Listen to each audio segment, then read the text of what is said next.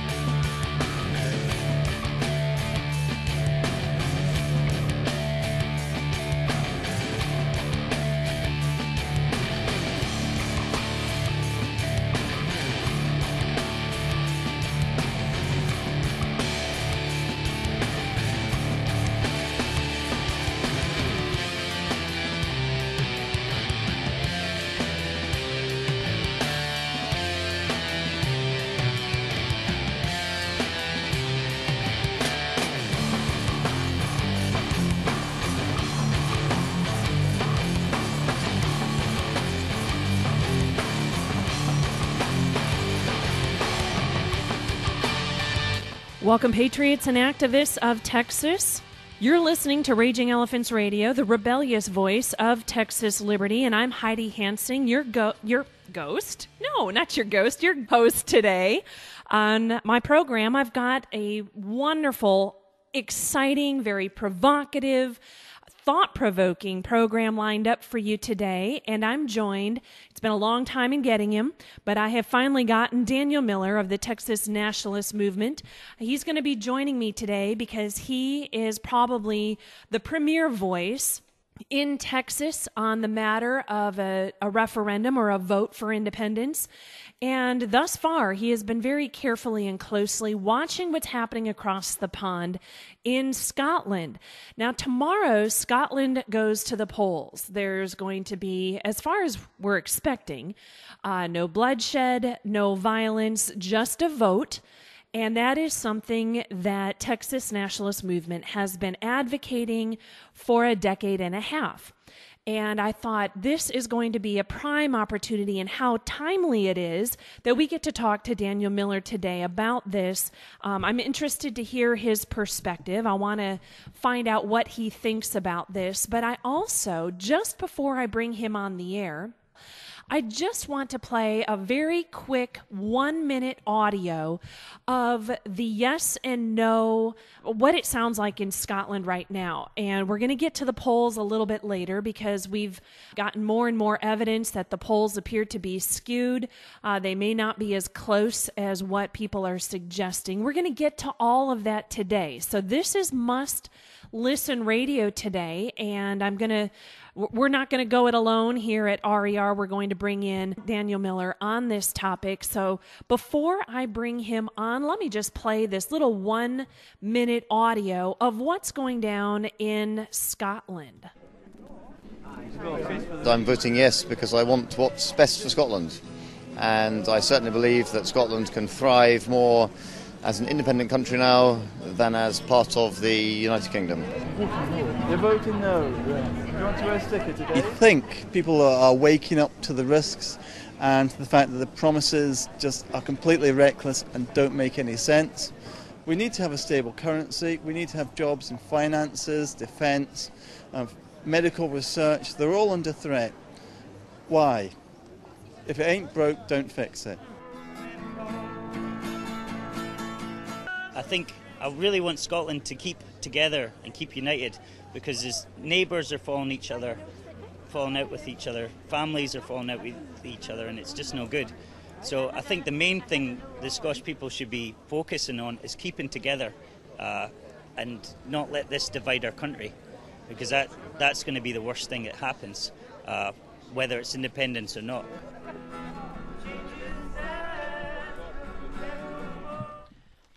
Okay, folks, well, you heard what's happening. It appears that this is going to be an extremely seminal moment in the history of the world, not just in the history of the UK. So with that being said, welcome Daniel Miller to my program on Raging Elephants Radio. I'm so glad to have you. Hi, Heidi. Thanks for having me back on. Well, there's probably no one in the world that is watching this and studying this more than you. Would you agree with that statement, or is that hyperbolic?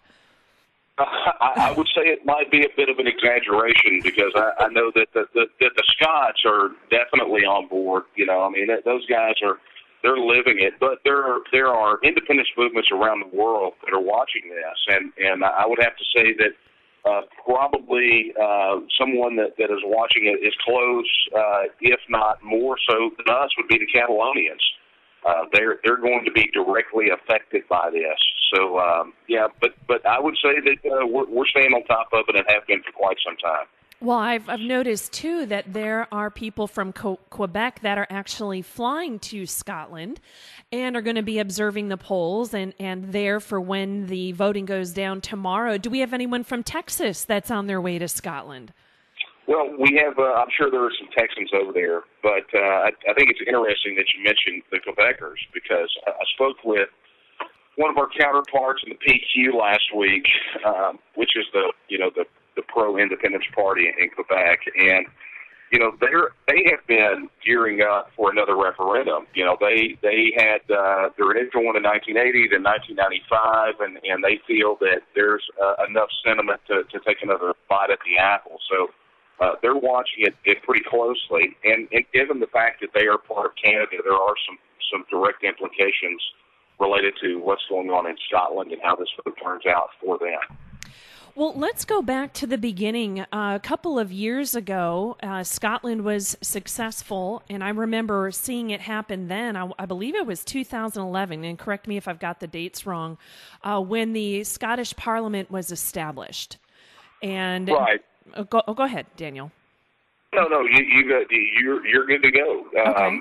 You can actually take it right on back to when Scotland joined the Union back in 1707. I mean, this is how long this has been going on. I mean, almost from the get-go after Union, they had various rebellions. And so it was a long road to the point that you just mentioned, and I didn't want it to pass without that being emphasized, that it took them a very long time to get to this point. Well, no doubt. This has been, in fact, I think I said in some of my promos for the program today that this has been centuries in the making.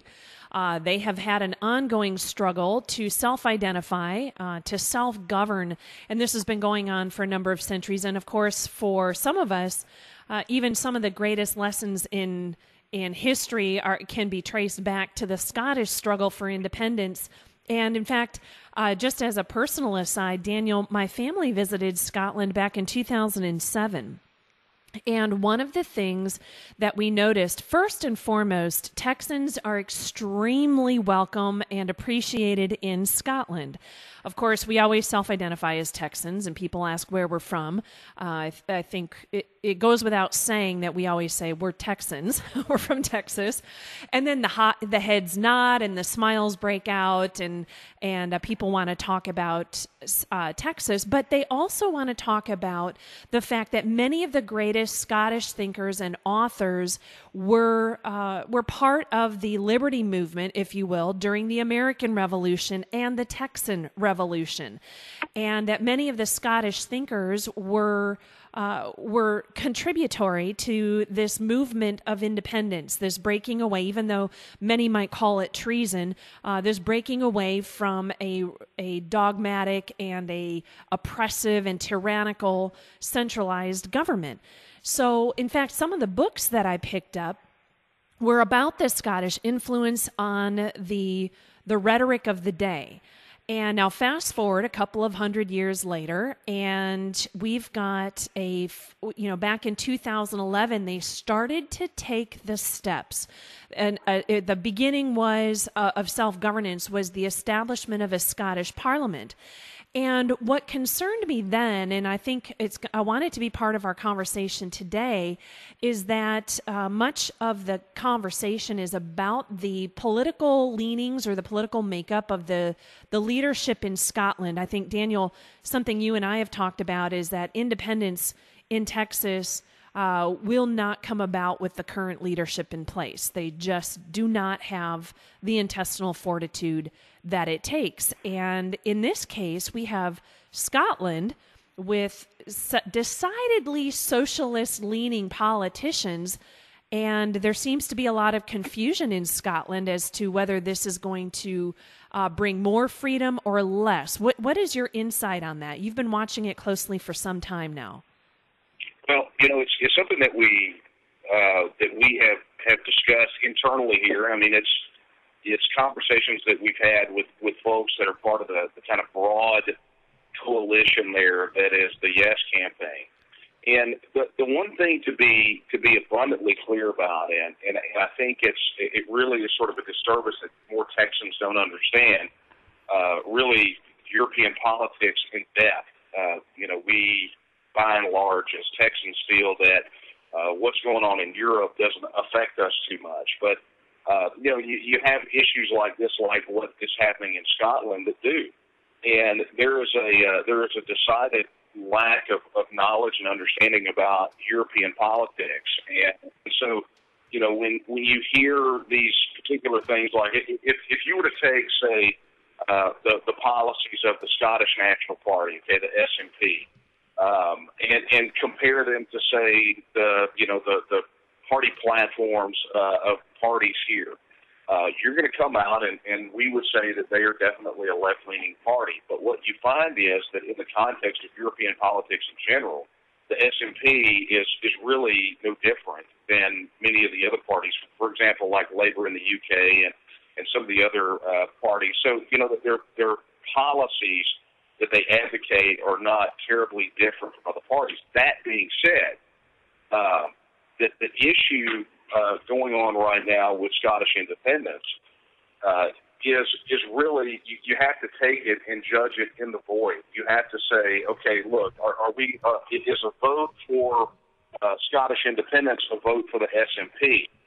And what we're finding is that most Scots are able to divorce those two things. People that did not vote for the SNP in the elections, that have not. And look, just kind of as an aside, let's remember that the Scottish people put the SNP in power. They won the last several elections by a landslide. So, that is the choice of the Scottish people. That being said, it's important to note that so many Scots are not viewing a vote for independence as a vote for the SNP. They're viewing it as a vote for Scotland. Because, given, what needs to transpire after Scottish independence, the Scots want to be able to have a say in how they are governed. And right now they have, very much like Texas, a limited say in it, with most of the policy that affects the well-being of Scots coming out of Westminster. And so they want the ability to have a voice and a say in how they are governed. And if they accept the SNP policies, then it's their decision to make. But if they accept other policies, that's still their decision to make, without being overruled by the masters in Westminster. Well, and that's really the fundamental underlying argument is that, or maybe not argument, that might not be the word, but the tenet is the right to self-govern, the right to self-determination. That is really what this is about. And, groups like us in the Texas Nationalist Movement, the Catalonians, and they've got a couple of outright independence parties over there, plus a non-party actor called Real Group Man. They, guys like them, and many of these other independence movements around the world are looking at it from that vantage point. This is really not about the policies of individual organizations or individual political parties. What this is about is exerting the right to self-determination. And Heidi, that is the argument that we have made for Texas for well over a decade and a half now, is that Texas does not have the right of ultimate self-determination. And there is no one better to determine the course of Texas than Texans. Oh, okay. Sorry, I muted myself there for a moment. I was trying to respond. Okay, this is to me one of the most exciting topics that we've had a chance to discuss on the air, Daniel. I've got to run to a break really quick. Folks, we are talking with Daniel Miller of the Texas Nationalist Movement. We've got to go to a break very quickly. We've got advertisers that we are beholden to. So, folks, stay tuned. We are going to be discussing with Daniel Miller the prospect of Scottish independence. What I want to do next is take a look at some of the claims made from both sides. We heard we just barely scratched the surface with the 1-minute audio I played at the top of this hour. I want to look at those arguments because we're hearing much of the same in the conversation about Texas independence. So let's dissect those for a moment with Daniel Miller of the Texas Nationalist Movement. That's texnat.org. We'll be back in a moment.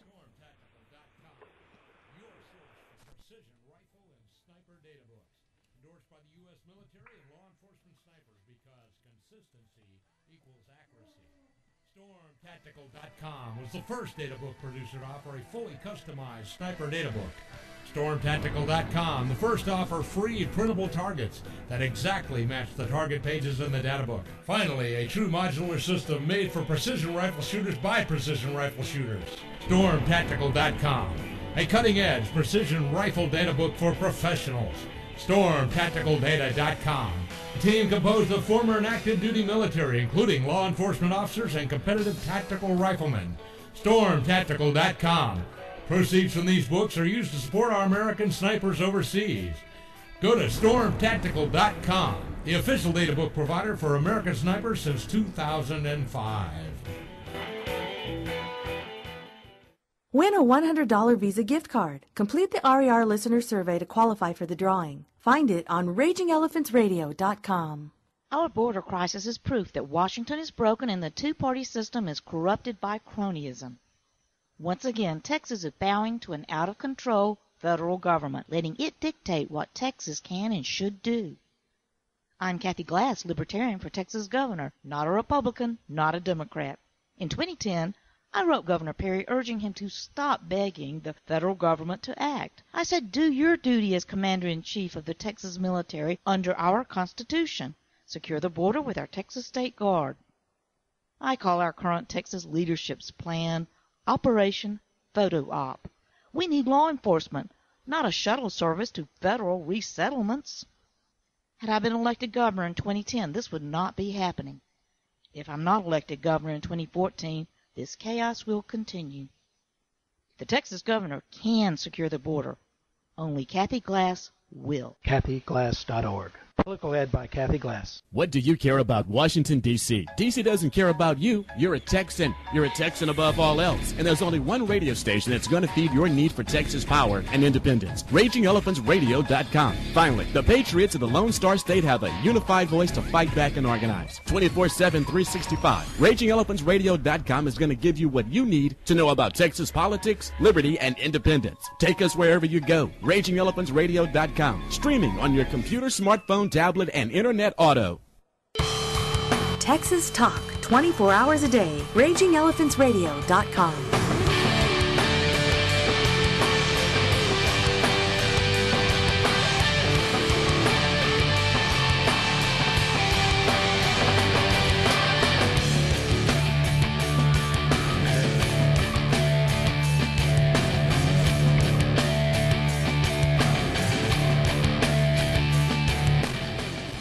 Welcome back, Patriot activists of Texas. I have a chance to slow down now. We are having a very thought-provoking discussion with Daniel Miller of the Texas Nationalist Movement. And what we're talking about today is the prospect of Scottish independence. It will be pending on the vote tomorrow. And just an interesting piece of trivia about this vote is that teenagers are now going to be voting in this election. Daniel, are you familiar with the fact that 16 and 17-year-olds are voting in this historic election tomorrow? Right. It was, it was one of the, I guess you would call it, actions, for lack of a better word, that became part of the referendum negotiation that was actually a fairly brilliant stroke. The yes vote has a tendency to skew younger in the younger demographic. So the younger demographic tends to be bigger supporters of the yes campaign. the argument that was made by the Yes campaign and really the S&P and the government coalition that negotiated the referendum was pretty solid. They said essentially that this vote is going to affect the 16 and 17-year-olds are going to live longer with the results of this referendum than anyone else. So they extended, as part of the negotiation, that right. Now, granted, one of the sacrificial pieces of the negotiation was the issue about Scots living abroad. But I think that was more a but it is a pretty interesting concept, and I think it's going to play well for the Yes campaign. Well, and that's right. I'm glad that you pointed that out, that this next generation is going to be the one that moves forward, should they be successful in voting on this referendum and voting in their own independent nation. Now, Daniel, I said before we went to the break that I wanted to talk a little bit more about some of the arguments pro and con. You've got your yes vote, and then you have your Better Together campaign.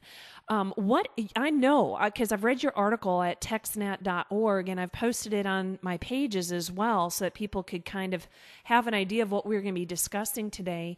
There's a lot of similarities in the arguments against Scottish independence, and I was hoping you would go over some of those, especially as they cross over into what you've heard about Texas independence. Much of it is the same. The arguments are identical, and that's one of the lessons that we've really pushed out to the membership and our supporters is that one of the big lessons that we can take away from the Scottish referendum is that the arguments, although they may have their particular nuances or may be placed in the context of what's going on in that particular country, the core arguments and the core questions are typically the same. And I have to, I think it's important for us to point out here that the Yes campaign has done a phenomenal job of handling the objections. They have, when all of these questions came about currency and defense, the things that we typically get here in the TNM, they did essentially what we did. They put together an FAQ, and they called it the white paper, and they released it. And what you have seen is that the Better Together campaign has resorted to misinformation, outright lies, and really fear-mongering. And it is that same competition that we see here in Texas when we go out and we talk about this. I mean, you look at it from the Texas perspective and look at what our experience has been, and particularly the news coverage here recently that since we've been asked quite a bit about the Scottish referendum. And what's been absolutely fascinating to me is to look at those same arguments. That they will interview supporters of Texas independence. They'll interview us, and then they invariably go interview some fearmonger, which is that their analog in Scotland is the Better Together campaign, where they say things like, Mexico will invade. It's against the law. There will be another civil war. Texas their economy will go upside down.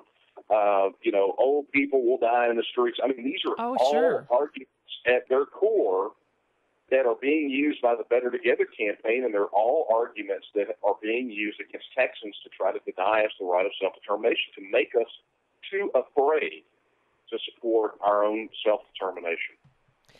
One of the things that I have seen in the articles, both for Scottish, or I should say against Scottish independence and likewise against Texas independence, focuses more on, I would say, entitlement and welfare programs and what we can get out of a union, rather than any of the language or any of the conversation being about liberty or being about freedom or being about self-determination and self-governance.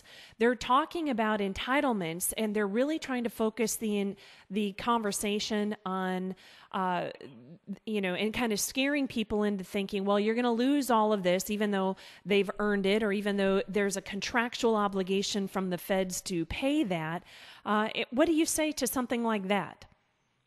Well, that's, it is a real interesting issue because we one of the most asked questions related to the issue of Texas independence is what will happen to my Social Security. I'm not joking, Heidi.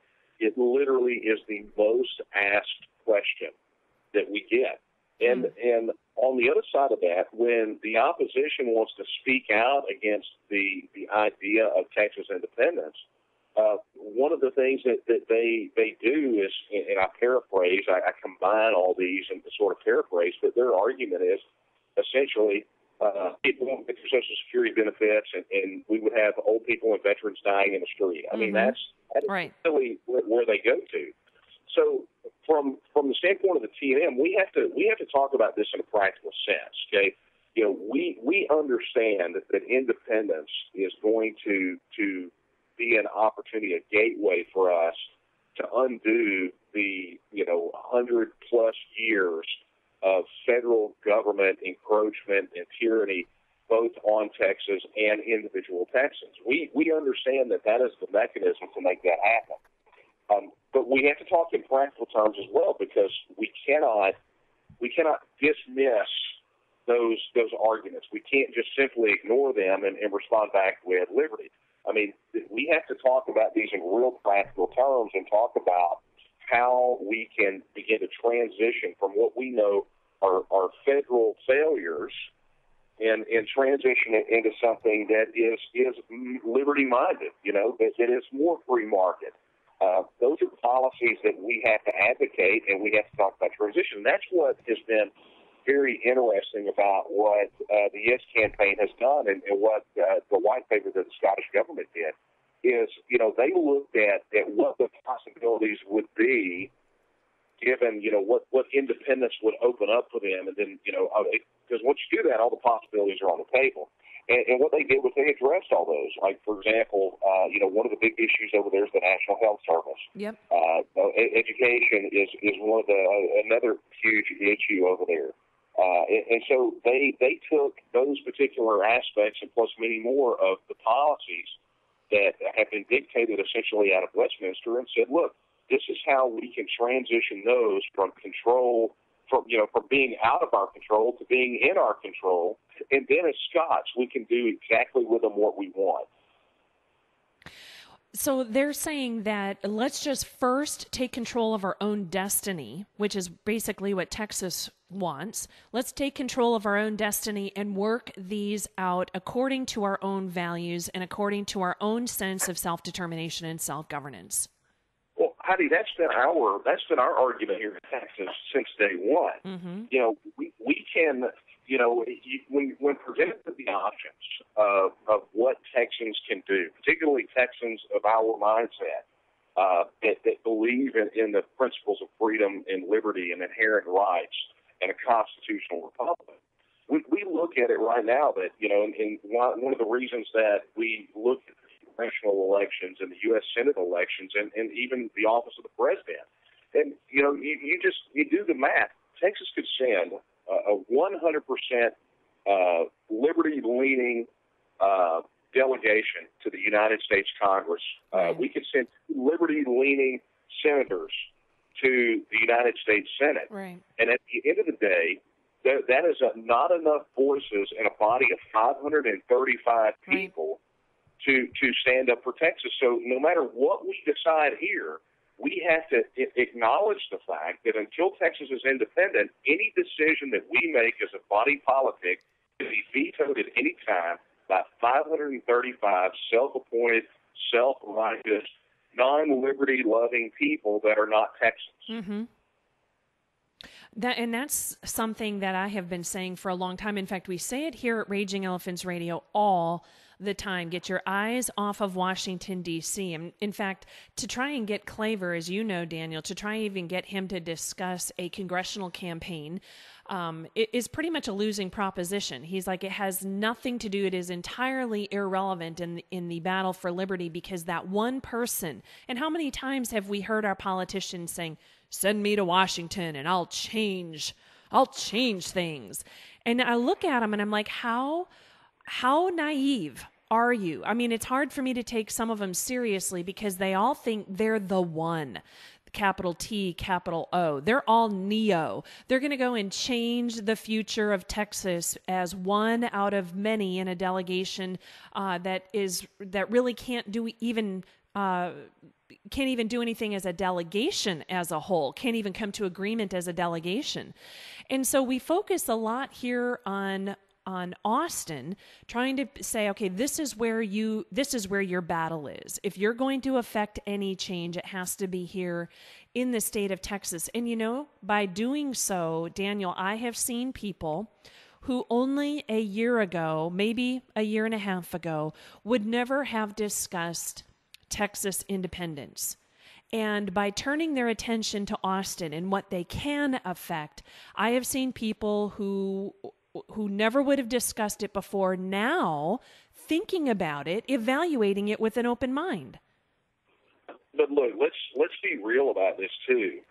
We focus on Austin. I mean, you can't get me to care about a congressional election or a U.S. Senate race. It's not going to happen. Right. As an organization, when we set up our own political action committee, we made a very conscious decision not to vet or endorse in any congressional races whatsoever or U.S. Senate races. Mm-hmm. So that's where we are. But let's also be real about this too.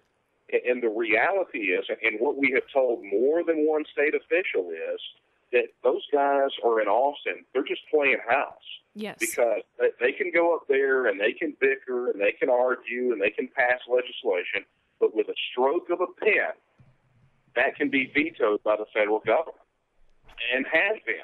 I mean, how many times does Greg Abbott have to go into court to defend what decision Texans have made? This is the issue for our time. Texans have to embrace the fact that the state government that they elect, that we go to the polls and elect, the government that is supposed to be closest to us, it is essentially only there to placate us, because the real decisions are being made without the consent of Texans in Washington, D.C. And the only cure for that is Texas independence. Very well said. Now, Daniel, can I keep you through one more break? Or more if you have time. I really have a lot more to discuss with you. Folks, let's keep it going, Heidi. All right, fantastic. Folks, we are talking about the very exciting topic. We're considering Texas independence alongside Scotland, which will be voting on it tomorrow. What would you do if you were allowed a vote? What would you do? The fact that we're not even allowed a vote should raise your ire. It should raise your Texan blood. It should heat it up and it should boil. What are they afraid of? Why not a vote in Texas? And what's the path forward? Folks, we're talking to Daniel Miller of the Texas Nationalist Movement, and we'll be back in just a few minutes.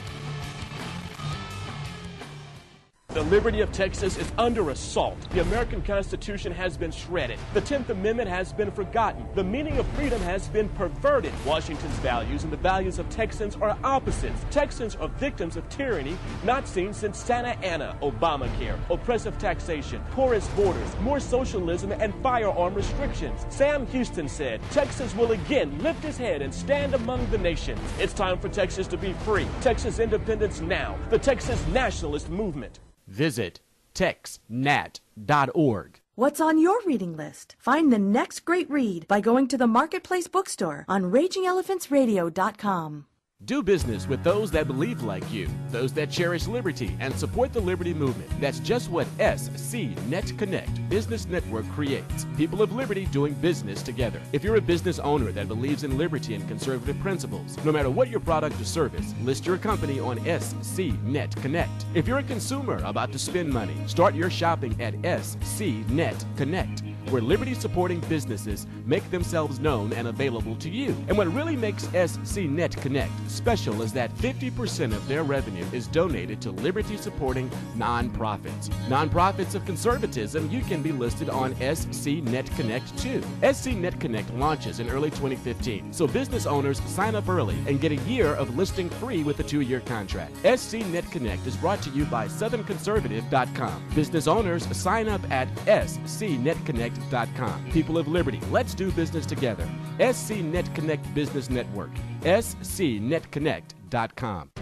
Have you ever found yourself hunting, fishing, hiking, camping, or anywhere else in the great outdoors? What about your own backyard? Stupid question, right? But how many times have you found yourself in one of those places without the right tools? Patriot Paracords wants to make sure that you're prepared for whatever's out there. They offer high quality and affordable paracord gear like gun slings, survival bracelets, dog leashes and collars, keychains, knife straps, and more. We use the toughest 550-pound test line cord and can customize individual items by size and color. So if you want to be prepared for the unknown or just find yourself wanting to be fashionable, then you need to call Patriot Paracords at 409-960-1284. You can also find us on Facebook by searching The Patriot Paracords. Call 409-960-1284 or on Facebook search for The Patriot Paracords. You'll be pleased with the results, the craftsmanship, and the service. Prepare like a patriot with Patriot Paracords. Activist radio for the conservative Texan. RagingElePhantsRadio.com.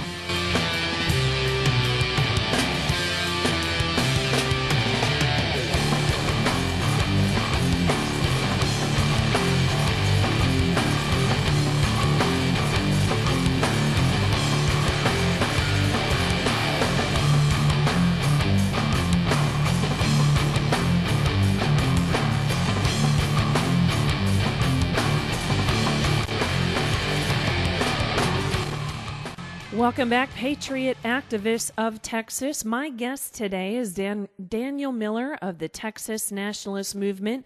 We are looking ahead to Scotland's vote tomorrow, their referendum on independence. And I just want to quote to you from one of the articles on the texnat.org website. This is, let me see, I'll go back up to the author here. Probably Daniel. But in any case, let me quote from this. Centralists in America fear that if Scotland votes yes, it may set a chain of events in motion that could affect many more Western regions. Suddenly, the impossible seems possible. Catalonia is watching Scotland very closely. They are poised to hold a referendum on independence from Spain without the blessings of Madrid. The Spanish government claims that an independence referendum in Catalonian is illegal. Sound familiar? A yes vote will create a paradigm shift. Texans who say it would be nice, but it won't happen, will now have to rethink that statement. It can and should happen. Texas has a much higher chance at prosperity than does Scotland or many other countries that are already independent. Independence by a Western region will no longer be something that happened in the history books. It will be something that Texans can look at and relate to today. This is why it is being ignored by Washington and the mainstream press. They are hoping you don't notice. Don't be surprised if you don't hear much about this historic, groundbreaking vote that may have repercussions across the civilized world. The Texas Nationalist Movement will be watching and ready. Our turn is coming. Our time is now. Daniel, I got goosebumps. I didn't write that. That was a product of our communications director, George Contreras. Okay, well, I know that you're a prolific writer, and I have read your book, A Line in the Sand, twice. So I know, these words are extremely inspirational. Now, let's talk just a moment, since in this, we mentioned Catalonia previously in the first segment. I'd like to get to a little bit about Catalonia today, because they're facing circumstances that I could see Texas facing, that they are going to vote on independence without the blessings of their national capital, Madrid.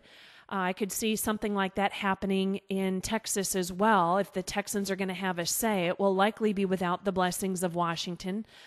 Some may care about that, certainly not us. What do you see in that? Do you see a lot of those similarities as well when they're saying that a vote for Catalonian independence is illegal? And I've heard much of that said about Texas as well. Yeah, it's interesting, and I think the principle that we all need to understand is, and it's what we talk to our members about constantly is, as we watch Scotland, we watch Catalonia, we watch so many of these other regions that are exerting their self-determination, and what we tell is pretty straightforward. Look, our goals are the same, self-determination, but the circumstances and the paths are different. You can't say, look at Scotland and draw a direct analog to Texas, point for point. And the same thing can be said about Catalonia. The relationship between Catalonia and the Spanish central government has got its own history, its own ties, its own legal aspects and things of that nature. For example, Scotland, as part of getting to the referendum, essentially had to do the Mother May I thing. They had to go in there and negotiate out the referendum.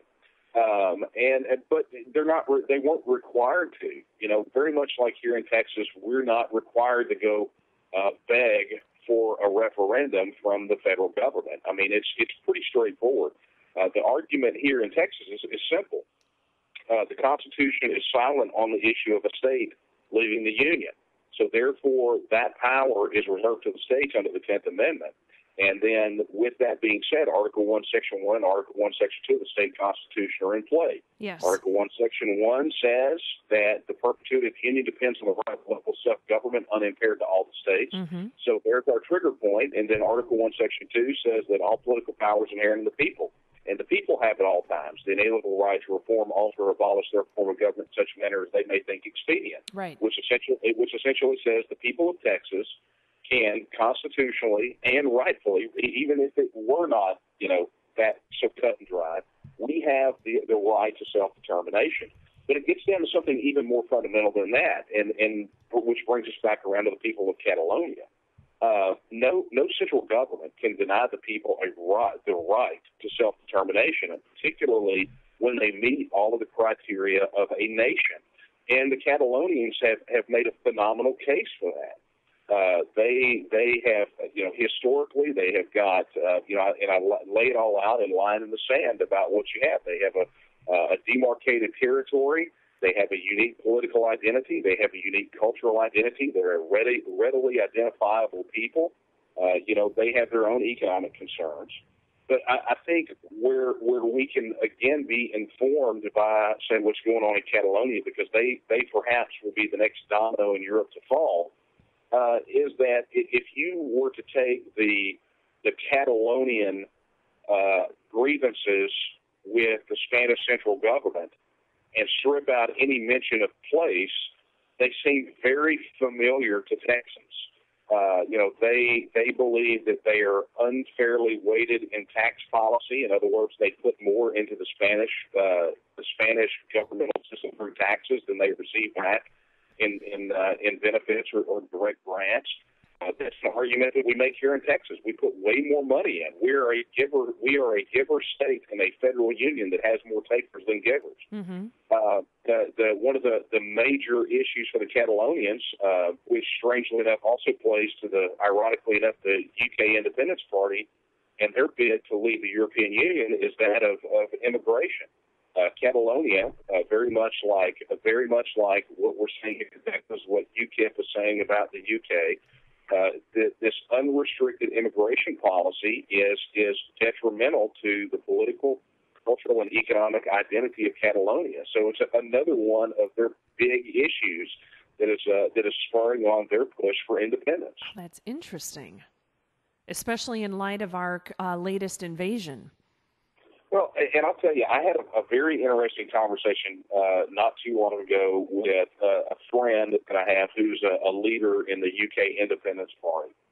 And, immigration, when you hear Nigel Farage, and you look at the last European elections, during the last European elections, one of the things that held UKIP to the forefront and literally set history. I mean, it was a history-making election because of what UKIP did. But the underlying theme is very similar to our issues with the border and with unrestricted immigration here in Texas. UKIP has made the argument that the European Union's policy on free immigration, essentially free migration, and their ability to essentially set immigration policy and border policy for the UK is destroying the UK's economy. And that's why people turned out in droves to vote for UKIP in the last European elections, and why you may see some of the first UKIP members in Parliament come the next round of elections there. Well, that's outstanding. That there are a lot of similarities there, because I think the same argument, in fact, no, I don't think, I know that the same argument could be made. And in fact, some of the grassroots leaders, of which I was one in our press conference, pointed out that the remedy for such a determination that our economy, that our way of life, our livelihoods are at stake and are in imminent danger is enough for us to say, enough with the federal playing around with this issue. It's time for Texas to secure its own sovereignty and its own borders, which in my mind is an absolutely necessary step to our own self-determination, self-governance. We absolutely have to get a handle on this issue, and it's interesting that there are so many similarities that we can look to in other areas as well. I was not aware of that being one of the grievances of Catalonia and of UKIP, actually, for that matter. Yeah, it's interesting to look. I mean, you even see it. You see that particular issue crop up in some of the Italian independence movements, and even beyond, say, the Eurosceptics. Into the separate regions like Venice and some places like that. I mean, you're seeing this issue of immigration and the border and really a reaction against EU border policy, cropping up. So, while we're talking about Scotland leaving the UK, we also need to be talking about the UK leaving the EU and Venice leaving Italy and Catalonia leaving Spain. And, you have to. And if you go look at the European elections, I mean, the EU is trying very hard to emulate the United States. Mm-hmm. They want an absolute federal system that eliminates the sovereignty of its member states, which should seem very familiar to us. Mm-hmm. So we draw information and inspiration from what's going on in Scotland's referendum for independence. By no means is that the only example, and even with Catalonia wanting to leave Spain, we have to also look in the larger context of these sovereign countries inside of Europe that are now having this absolute surge of pro-Eurosceptic parties gaining power that are wanting to pull their countries out of the EU because they understand that the path that they're on is the exact place that we're at right here in the United States right now, in Texas especially. Well, what I'd like to do, I've got to get to one more break, but before I go to this break, I wanted to point out, too, Daniel has already discussed some of the legal foundation constitutionally, both at the U.S. and within the Texas state constitution, which provides the foundation for such a move, our right to abolish, reform, or replace a form of government as we see fit. But also there is a moral aspect of this too. It's not just a legal argument. And I want to read something, and my longtime listeners will know that I frequently go back to the U.S. Declaration of Independence because it talks about how mankind is disposed to suffer while evils are sufferable, than to right themselves by abolishing the forms to which they are accustomed. So that means people are going to go along to get along while they can tolerate it. As long as it's tolerable, they're not going to right the situation. But when a long train of abuses and usurpations, pursuing invariably the same object, evinces a design to reduce them under absolute despotism, it is their right. And this is what's important, folks. Listen, it is their duty to throw off such government and to provide new guards for their future security. That, to me, shifts it. Even once we've satisfied, Daniel, the legal debate, then we also have to satisfy the moral argument as well. Because this shows to me that this is, while yes, we can satisfy legal debates all along, it is our right to self-govern. It is our right to self-determination. But when we live under such despotism, when there is a long train of abuses and usurpations, it is not just our duty, our right, it is our duty. And that shifts it into an ethical and moral obligation that we have, not just to ourselves, but to future generations. And I read that frequently. The Texas Declaration has a long list of grievances.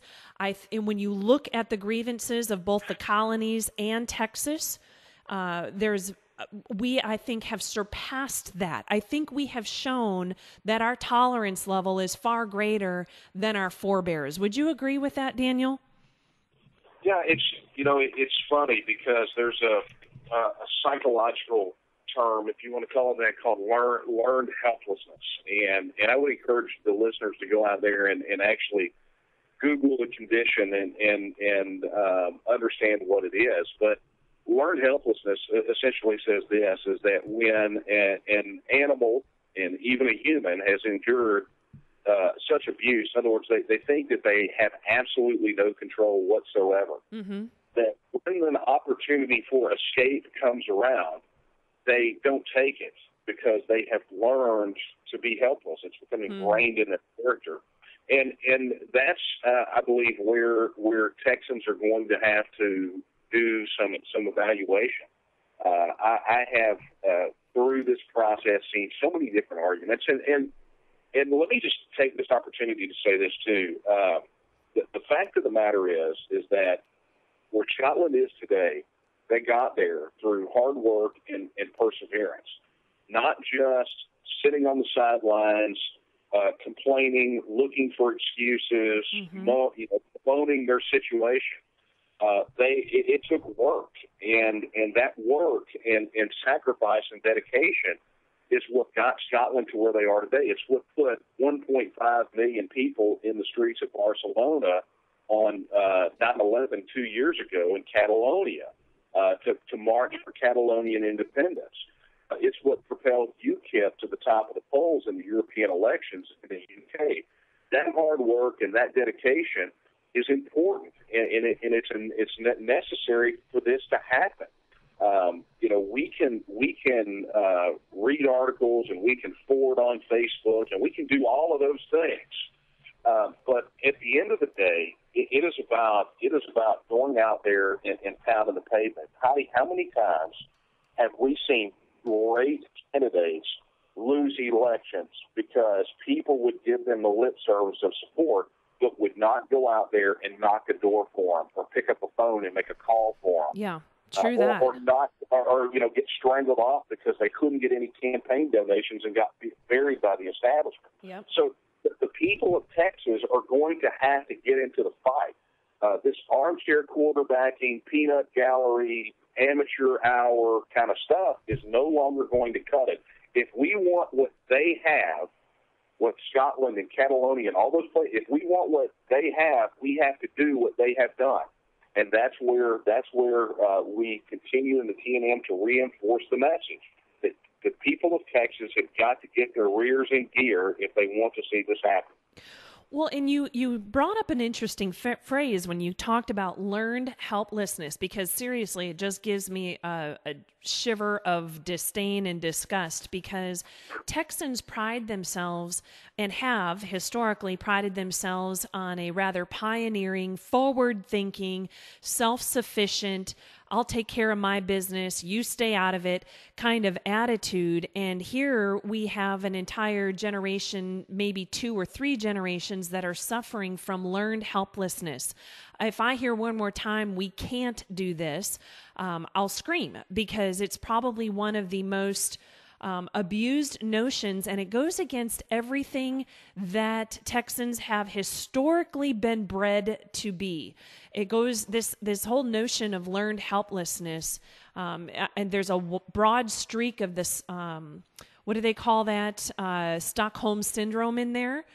And if you will tolerate another Another round of questions from me, Daniel. I would like to get into some of your answers because you have got an extremely developed FAQ section on textnat.org, and I'd like to answer some of these usual and typical questions that you get from people who are fearful of a move for liberty. And let's just put some of these to bed. You hang in there with me for a little bit longer? Sure. All right, sounds good. Folks, we're going to go to a break really quick. Don't go anywhere because we're going to come back and we're going to disabuse people of these notions. We're going to put to rest some of this learned helplessness. Texans have got to step out of the cradle, and we've got to learn to walk in freedom as free-born men and women. That is our legacy. Now we know partly due to this discussion today that it's not just our right, but it's our duty to step forward. So, folks, let's talk to Daniel Miller of the Texas Nationals movement for just a little bit longer, and we'll put some of this learned helplessness aside. Let's answer some of these questions next on Raging Elephants Radio. Moving to the Lone Star State, or perhaps you have to leave us, unfortunately. Suzanne Dillman of Coldwell Banker United Realtors specializes in making your transition smooth and hassle-free. Suzanne Dillman's goal is to ensure that your home buying experience is as pleasant as possible, even if you're looking to move just around the corner. In business for a decade and living in Brazoria County for 23 years, Suzanne's experience makes her ideal for first-time buyers, developers, and investors. She understands the emotion of selling a house that you've called home for so long, and she'll get you maximum profit. She has awards and recognition galore. She's a patriot, native Texan, and active in the Liberty Movement, helping you pursue the Texas dream. Suzanne Dillman, 832-859-1600. That's 832-859-1600. Or email her, sdillman@cbunited.com. That's Dillman with 2 L's and 2 N's. Suzanne Dillman of Coldwell Banker United Realtors, a proud sponsor of RagingElePhantsRadio.com. Invite an RER broadcast activist to your next event. Click on the Request a Speaker button on RagingElePhantsRadio.com. The fun place in the Alamo City is the Lion and Rose Restaurant and British Pub. Let's start at the most important part, Texans, beer. Are you kidding? The Lion and Rose Restaurant and British Pub carries a great selection of draft beers, including ales, stouts, and lagers, imported and domestic. Watch your favorite sports teams at any of the 4 locations: Stone Oak, Alamo Heights, Park North, and Forum. Can you believe it? Football season is here. Come on over and cheer on your teams. The Lion and Rose Restaurant and British Pub. TheLionandRose.com. Over the last 50 years, conservative voters have been beaten like a drum. They call it a two-party system, but somehow the government keeps getting more and more socialistic. Candidates tell us they are conservatives, and yet the national debt keeps growing, inflation never ends, and every year there are more government bureaucrats than the year before. Raging Elephants Radio tells you what's wrong every day. ICV will tell you how to change this picture by changing your voting habits. That's right. If you are both independent and conservative, then you need to start acting like it. Nobody owns your vote but you. Independent, conservative voters. Go to icvusa.com and find out more. If your county doesn't have a coordinator, then you're the first in line. Primary elections are our best chance to weed out the rhinos and elect some conservatives. icvusa.com. Go to icvusa.com to learn more. RagingElePhantsRadio.com is determined to build a vocal and active community. You should know who believes as you do, and you should be networking with other liberty-minded Texans. Make some new friends and political allies. Enter the chat room on RagingElePhantsRadio.com. Now, whether you agree with what you're hearing on RER or not, we want to know what's on your mind. Other members of the herd want to know your thoughts and ideas too. And you don't have to call in to get into the conversation. Enter the chat room on RagingElePhantsRadio.com. You're enjoying Heidi Teese on RagingElePhantsRadio.com.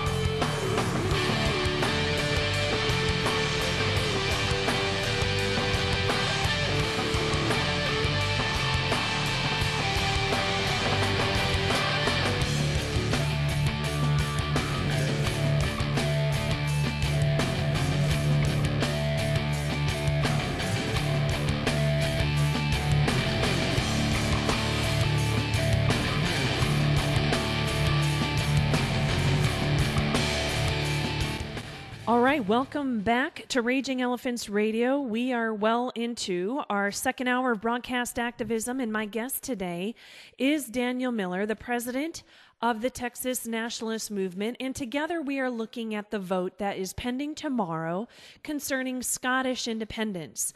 And this is something that we have been studying for a while at Texas Nationalist Movement, as have others from around the world. This has really upset the apple cart, so to speak, to use a euphemism, for something that's much more significant. We haven't seen this kind of shift, paradigm shift, toward independence, toward the language of liberty, regardless of the arguments on either side, whether it's more socialist, less socialist, what they're going to do with their health care, their military, their trade, their banking, this, that, and the other. All of it comes down to the right of self-determination, something that has been at the forefront of Scottish politics for, well, shall we say, centuries.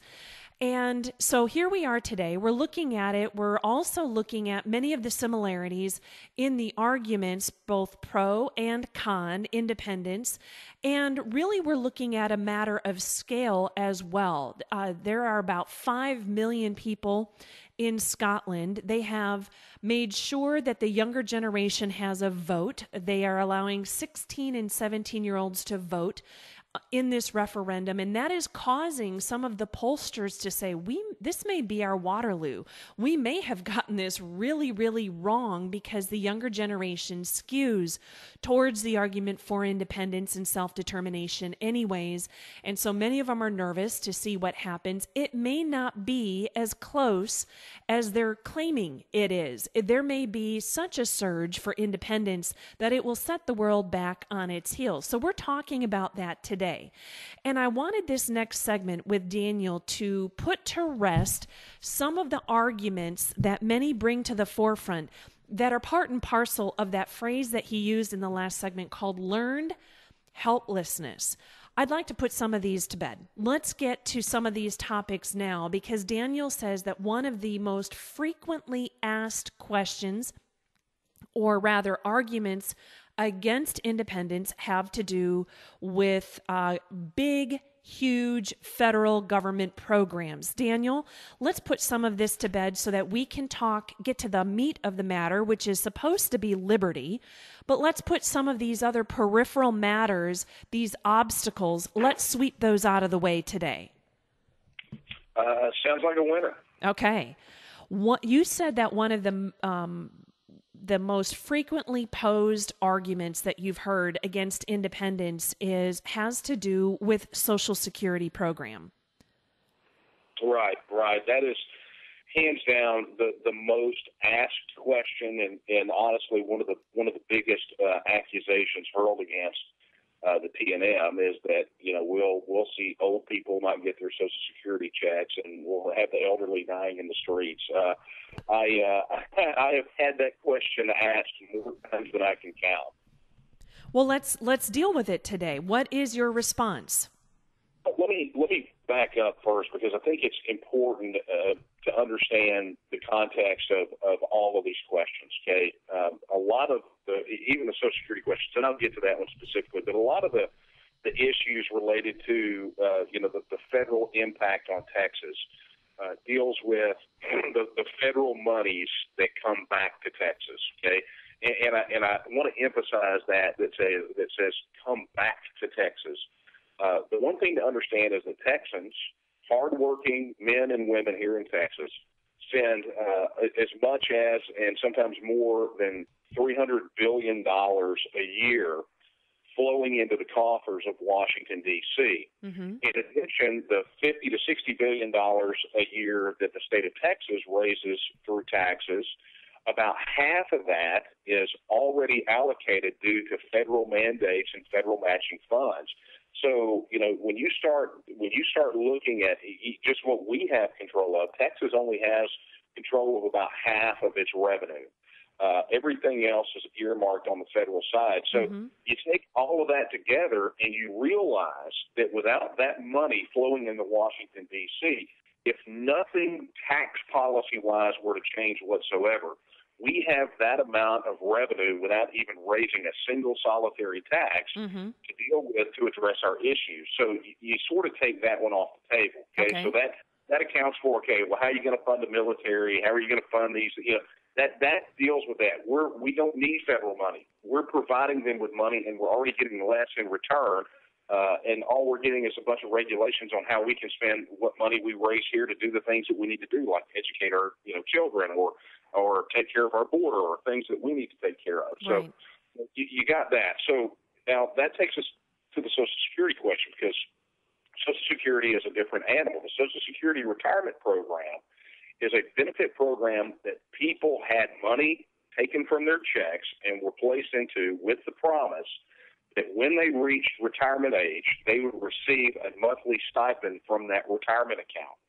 Okay, so that is a benefit paid and a benefit promised by the federal government. Okay. So essentially what you've got here is were things to rock on like they should, which is you say that, okay, let's just pretend for a moment that the Social Security program is solvent. Now, I know that's a stretch. I mean, we're definitely in fictional territory right now. I'm sure that J.K. Rowling is writing a Harry Potter novel, Harry Potter and the solvency of Social Security. Right. So, we understand that that's a fallacy, but let's just say that were in fact true.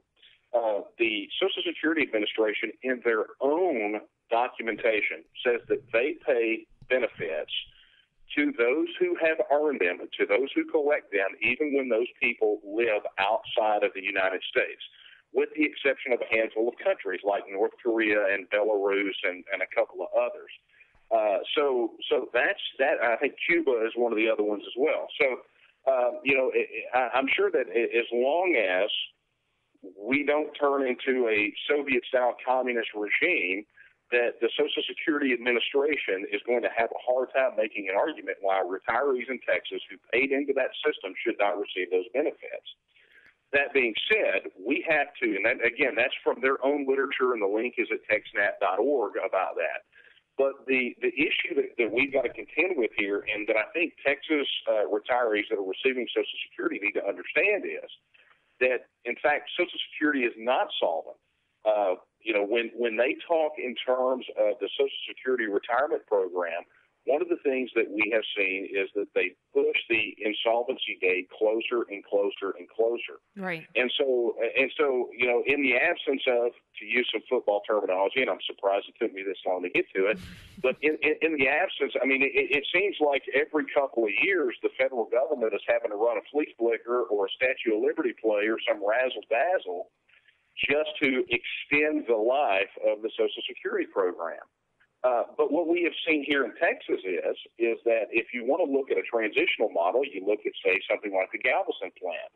There are opportunities out there to transition Texas retirees and Texas workers from what they have paid into that system and place them into something that is more of a transitional model for a retirement system. Now, obviously, we want to see a free market model for that, but that's the destination. We have to transition to get there.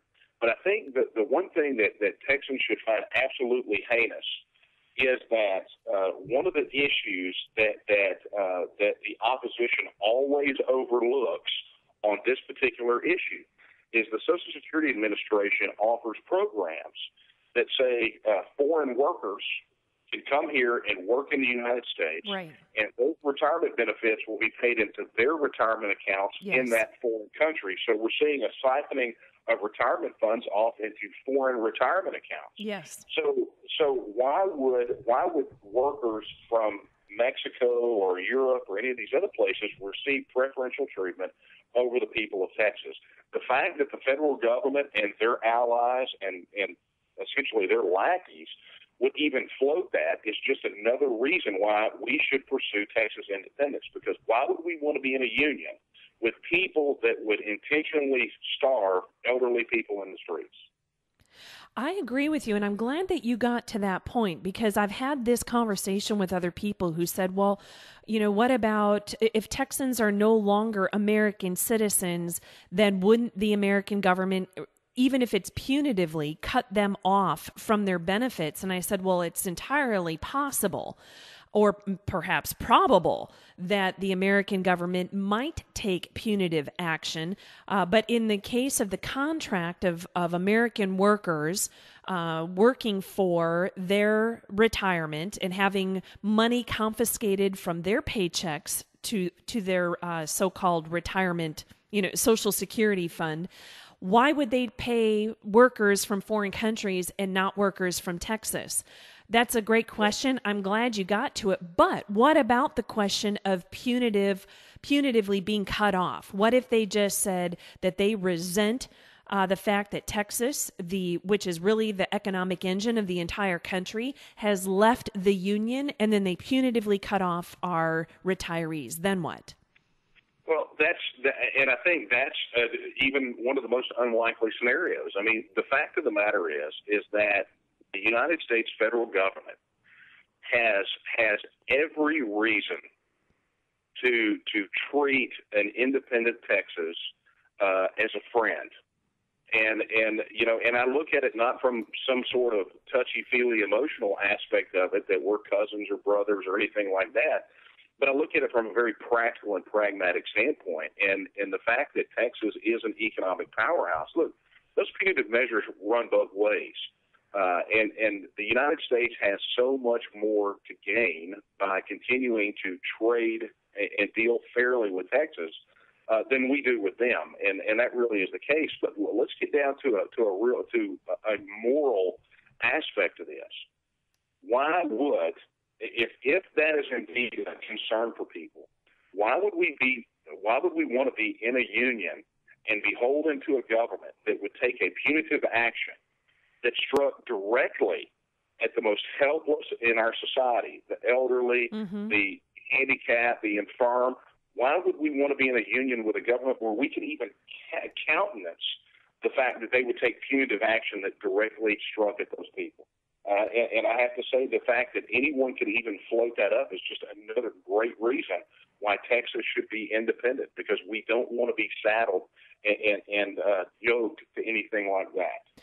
Well, I think that for some, even in the conservative circles, this is not such a stretch for them to imagine, because there are many that believe that the federal government, the national government, if you will, is already punitively taking action against Texans, also against Americans as a whole, in favor of those foreigners who are invading our country now, that they are taking from those who've built this country and are giving it to those who are coming in to take what they can get out of the country. So I don't think it's such a stretch for people to imagine the government not acting in the best interests of its citizens in favor of those who are invading the country currently anyways. Well, let's just look at it this way, Heidi, and I don't mean to sound cut and dry about it, but let's just get down to something very simple. When the time comes, Texans will always take care of Texans. Yes. We have seen the Texas response to Texas problems, be it on the border, be it in the natural disasters, in the absence of the federal government. If they were to go down that road and take punitive action, Texans will always take care of Texans. That's true. We don't have to worry about the federal government because, frankly, I mean, look, we've seen how efficient the federal government is. I mean, these guys can't even distribute bottled water after a hurricane, effectively. So it's not exactly like we're completely relying on those guys right now. But when it gets down to the brass tacks, Texans will always take care of Texans.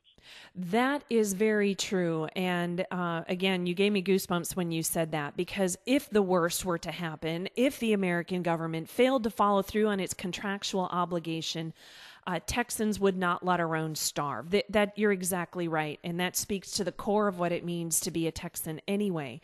Let's put to bed the next topic, and I hear a lot about this, and you'll see it in a lot of comments on the topic, about the Civil War. The Civil War settled this question. And let's answer that right now. Let's get this particular obstacle out of the way. Well, it's always fun when we get that one because it invariably comes from someone who is a centralist who supports the current government, the current administration. And I love nothing more than to throw Barack Obama's words back at them when he said that we strive for a world where might doesn't make right, but right makes might. And that always drives the opposition into an apoplectic fit. But the fact of the matter is that when you talk about the issue of the Civil War, that was the 1860s. When I flipped over my calendar this morning to look at the date, the year said 2014. Right. So from a practical standpoint, I absolutely the Civil War is there, but that didn't take away any right that the people of Texas had. I mean, let's face it. From a legal standpoint, the 10th Amendment was never overturned. The current Texas Constitution was written post-Civil War. That said that the perpetuity of the Union depends on the right of local self-government, unimpaired to all states. Article 1, Section 2, that was all, placed in there and accepted by the federal government, from Texas. So essentially the Civil War has no bearing from a legal standpoint on what we're talking about or where Texas has got to go. Now, the other part about this is that invariably what they're doing is they're using the Civil War as a shill argument. Okay, they're saying that because the federal government invaded the South and they seceded, that's what would happen now, and it really is sort of a corollary to the whole idea or concept that the United States would send the military in to suppress Texas independence. And we answer that one not necessarily on moral terms, but on practical terms. And the practical terms are this.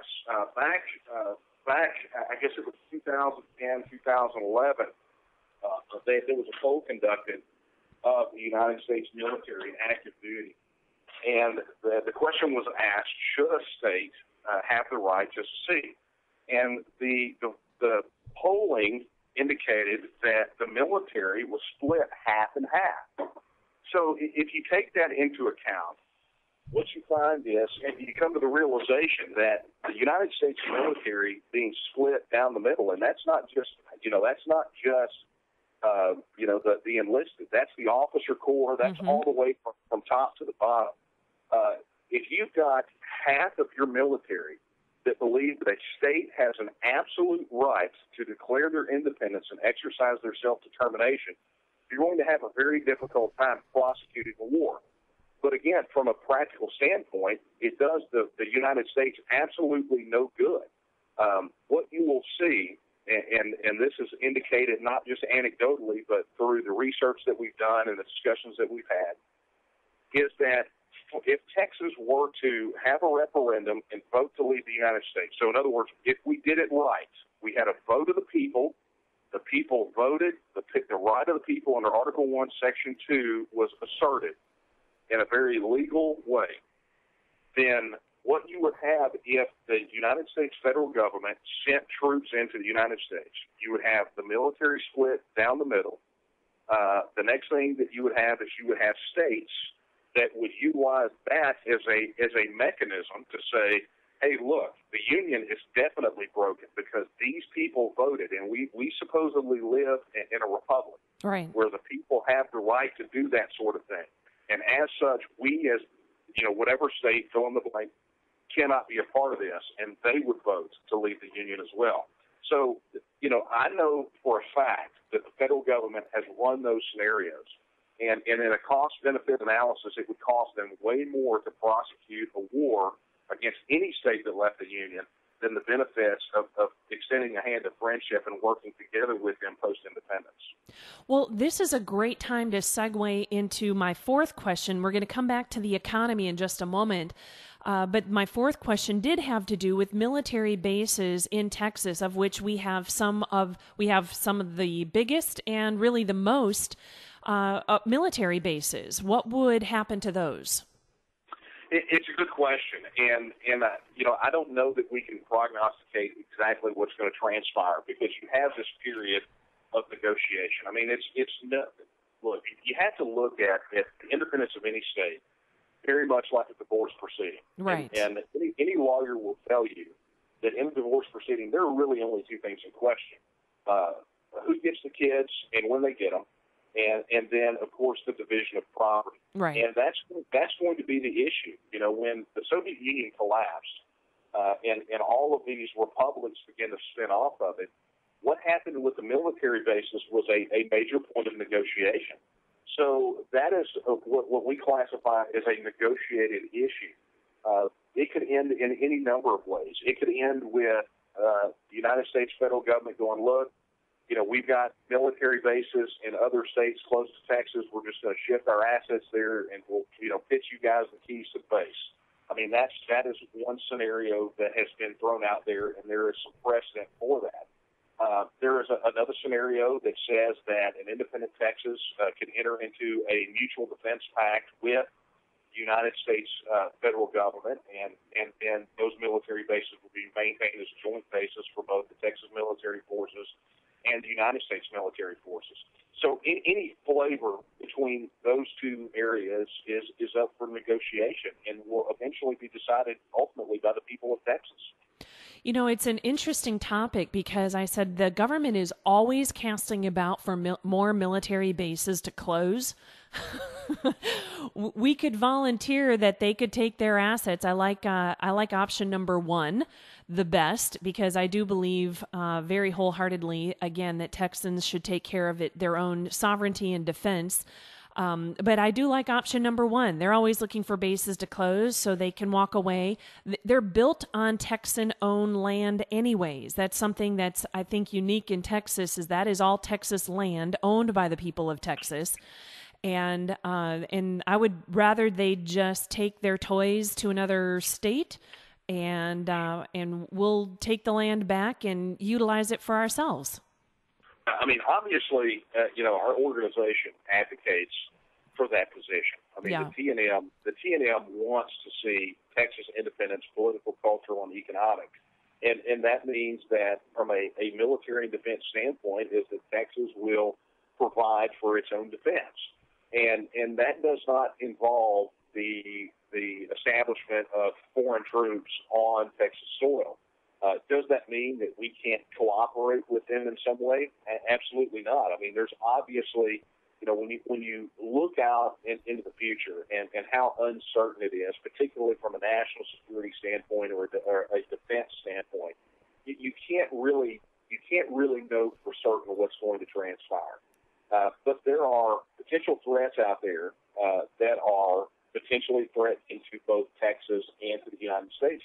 Right. Really to other portions of the Western Hemisphere. I mean, look, it's not just Texas and the United States over here in the Western Hemisphere. So there are security threats out there that would require and call for a level of cooperation in certain instances. So, that's obviously ideal is that whatever military bases there are will be turned over to the Texas government, housing Texas military forces.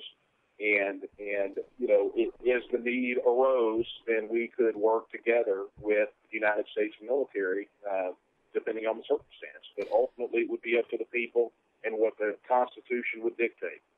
One last obstacle. Let's brush this aside. It's probably also one of your top and most frequently asked questions, and it has to do with the economy. I hear a lot of fearmongers say Texas could never stand alone in a global economy, and I kind of am puzzled by that because being the economic engine of the entire country, I think that we would be better off without them than they would be without us. Because a lot of people are like, okay, bye Texas, see ya, don't let the door hit you on the way out kind of thing. Let's talk about this. The economy. Could Texas economy survive and thrive on its own? Oh, absolutely. I mean, the current statistics say that we would be the 12th largest economy in the world.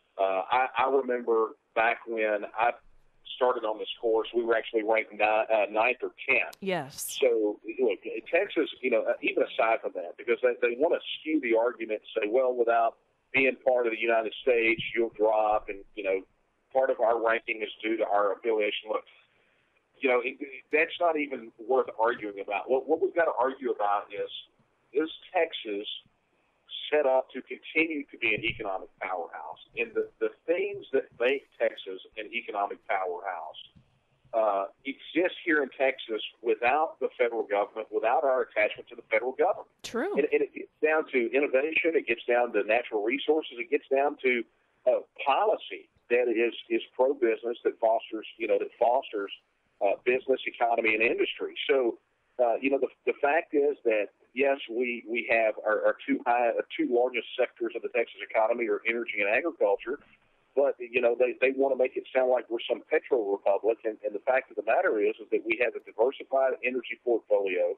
Yes, we are an agricultural powerhouse, and people around that surround Texas are still going to want to eat Texas agricultural products. But our economy is so much more diversified than that. Whether you're talking about technology or financial services on a global scale, Texas is so suited to not only maintain its status as the 12th largest economy, but to grow into an economic superpower in the Western Hemisphere.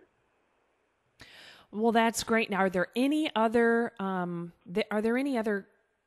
questions, obstacles, frequently applied counter arguments to this topic, much of which we've seen kind of play out on the international stage in Scotland, that you'd like to put to rest? Because I know that I have used as much of your time as I possibly can get from you today, and I know that you're also in high demand with other media outlets.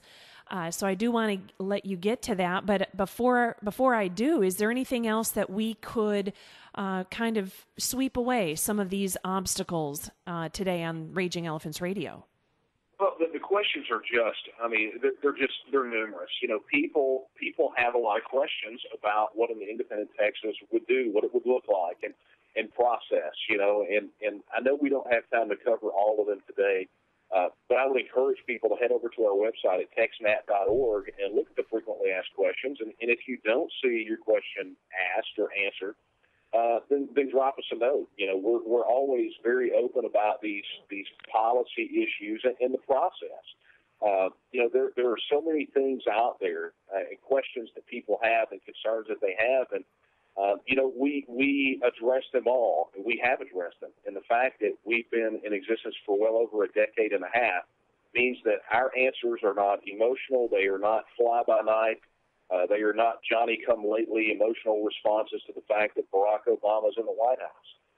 These are well-thought-out policy positions that are researched as part of law and history and good public policy. We have, and I'm sure you probably got the indication through the interview, but we communicate regularly with these movements and these organizations overseas, and not just there, but here in North America as well. Mm-hmm. So the answers that we have to these questions are a matter of experience and research. And these are real answers. So folks that are looking for a real opportunity to achieve Texas independence in a real and practical way, there is one place, and that's the Texas Nationalist Movement. There has been a lot said about Scotland's hard work and the foundation that was laid and the political moves that were made even just as recent as just a couple of years ago when the Scottish Parliament was established. What do you see as the next step in Texas if you are to progress your vision of an independent and free Texas? What's the next step? Where do we go from here in terms of hard work and laying this foundation? It is about, at this point, getting the referendum legislation passed. For Scotland, a Scottish independence victory on Thursday gives us I guess it puts some more wind in the sails for us to be able to go pressure the legislature to give us the vote. But I'm going to tell you that, Heidi, and what the listeners need to understand is that the Texas legislature will not act on the issue of independence until they receive pressure from the people of Texas. We got H.R. 77 introduced in the last session. which the referendum portion was stripped out, but everything else was there. But it was a Herculean feat to get that done. So the fact of the matter is that if we apply more pressure in this session, we can get that referendum bill introduced and passed. But it's going to take the people of Texas stepping up and putting the pressure on the legislators. Look, the people of Scotland and the people of Catalonia and all of these other moves, they're extremely passionate about having a voice in their future. And Texans have got to break the chains of the learned helplessness, and they have got to get passionate about it as well. And they have to express that passion to their legislators, to their elected representatives. With all of these guys running for office right now, even the ones that will be unopposed in the general election, you have to let it be known even now that the independence issue is an up or down issue for you on whether or not you'll cast a ballot, and you have to let them know that they will see your face over and over and over and hear your voice over and over and over until they not only introduce a referendum, give the people of Texas the right to vote on this, but pass that bill and get this thing done. On that note, that is a powerful call to action. And if there's nothing else that I will ever brag about for my audience, is that they are activists. They do take action, and you've given them something to take action on. Now, you've also given them a lot of food for thought today, Daniel, because we went over many of the tenets of what a free and independent Texas might look like. You've done a very good job of sweeping aside some of, not just sweeping aside, but you have dealt with in great detail many of the counter arguments against Texas independence. And I think we've gotten to the heart of some of the psychology behind why people would be afraid of such a notion. And it comes down to learned helplessness, which goes against the grain for any good Texan and the legacy that we've been left. But this is my prayer for those people who are listening now, that they evaluate themselves and say, look at yourself and say, am I willing to do the work and pay the cost necessary that our forebears did? They counted the cost and they paid it gladly so that their progeny, their children, their grandchildren, and great-grandchildren, and those of us who came along today, even as born-again Texans, could live in freedom. That's the legacy left to us.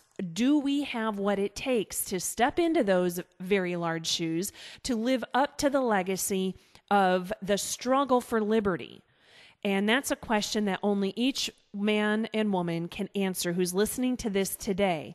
But take the time, do the research, and then act. And it's like Patrick Henry said, that we have to know the truth of it so that we can do something about it. So, Daniel, I appreciate your time today. I know that you are slammed.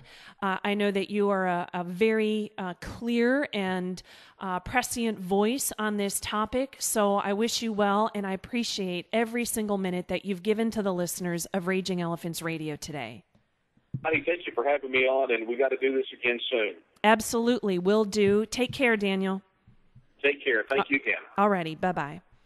Folks, I was talking to Daniel Miller of the Texas Nationalist Movement. They've been in the fight for Texas independence for more than a decade and a half.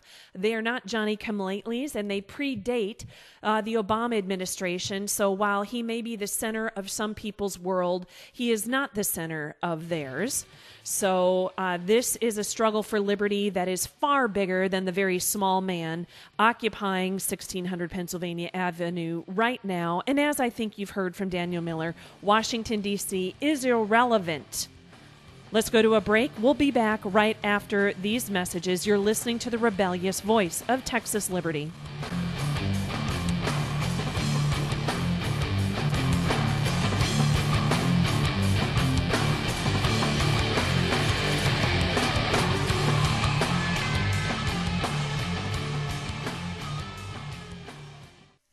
It's time to upgrade your living room. Doc Green here, the morning show host, heard every day from 10 until noon. My company, AV Expert, has been serving the folks from Houston for more than 20 years, and we sell fun. Of all the things you own, nothing gets used more than your TV.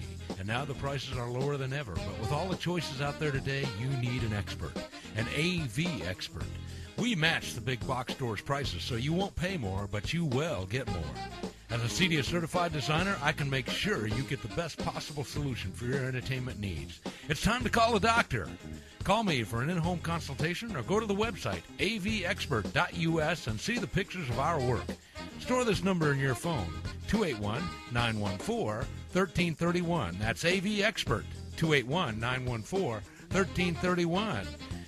281-914-1331. Call me now. What do you care about Washington, D.C.? D.C. doesn't care about you. You're a Texan. You're a Texan above all else. And there's only one radio station that's going to feed your need for Texas power and independence. RagingElePhantsRadio.com. Finally, the Patriots of the Lone Star State have a unified voice to fight back and organize. 24/7, 365. RagingElePhantsRadio.com is going to give you what you need to know about Texas politics, liberty, and independence. Take us wherever you go. RagingElePhantsRadio.com. Streaming on your computer, smartphone, tablet, and internet auto.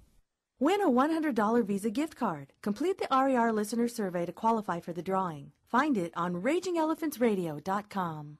Your grassroots political organization may benefit from having your own internet radio program. RagingElePhantsRadio.com can help you achieve that. By having your own RER program, you can personally inform your members and supporters of the top issues in your community and grow the size of your organization. Starting your own RER show isn't as hard as you think or as costly as you think. To get started, go to RagingElePhantsRadio.com and click the Advertise on RER button for a list of prices. Or you can email us, sales@RagingElePhantsRadio.com. Have your voice heard. Have your own show on RagingElePhantsRadio.com.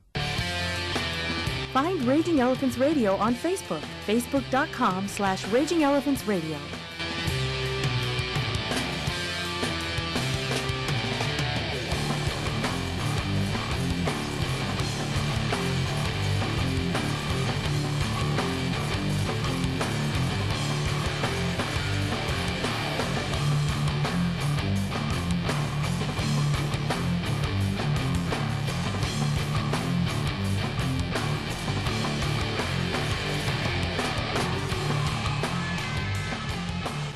All right, welcome back, patriots and activists of Texas. We just finished up an hour and a half with Daniel Miller of the Texas Nationalist Movement.